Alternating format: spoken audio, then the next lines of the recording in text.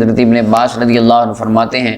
کہ آقا کریم صلی اللہ علیہ وسلم کی قبر مبارک میں سرخ رنگ کا کمبل بچھایا گیا، ایک چادر موٹی سرخ رنگ کی آپ کی قبر مبارک کے اندر نیچے والی سائڈ پہ بچھائی، جسے حضرت شقران جو نبی کریم صلی اللہ علیہ وسلم کے غلام تھے انہوں نے بچھایا تھا۔ ائمہ کرام فرماتے ہیں، محدثین امام دارقطنی نے حضرت وکیع سے نقل کیا، امام شافعی وغیرہ نے اور باقی نے ائمہ نے بھی کہتے ہیں کہ یہ آقا کریم علیہ السلام کی خصوصیت تھی کہ انبیاء کرام کا حضور علیہ السلام کے ساتھ یہ معاملہ خاص تھا کہ آپ کی قبر مبارک میں حرمت اور عظمت کی وجہ سے چادر بچھائی گئی۔ اس کی وجہ ہے انبیاء کرام کی جسموں کو زمین نہیں کھاتی،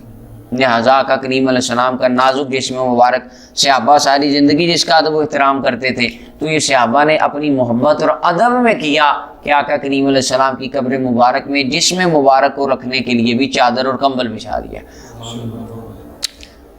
اچھا جی، اور امام طور بشی فرماتے ہیں کہ نبی کریم صلی اللہ علیہ وسلم اہل دنیا سے بعض احکام میں جدا ہیں، جس طرح زندگی میں رسول کریم صلی اللہ علیہ وسلم کے بعض احکام جدا تھے۔ حضور نو نکاح فرمانا آپ کی خصوصیت ہے، کسی کے لیے جائز نہیں، تہجد کی نماز کا آپ پہ لازم ہونا یا اور اس طرح کی۔ اسی طرح وصال کے بعد بھی بعض چیزیں ایسی ہیں ان میں آقا کریم علیہ السلام عام لوگوں سے جدا ہیں، جس طرح جنازہ ہر بندے کا پڑھا جاتا ہے، نبی کریم صلی اللہ علیہ وسلم کا جنازہ نہیں پڑھا گیا۔ جنازہ دو وجہ سے پڑھا جاتا ہے، یا تو پڑھا جاتا ہے گناہوں کی بخشش کے لیے، حضور معصوم عن الخطا، یا بلندی درجات کے لیے۔ اللہ تعالیٰ نے سب سے بلند درجے کائنات میں پہلے ہی اپنے حبیب کو عطا فرمایا، تو لہٰذا جنازہ نہیں فرما، درود پاک سے آپ آتے تھے اور آ کر پڑھتے تھے۔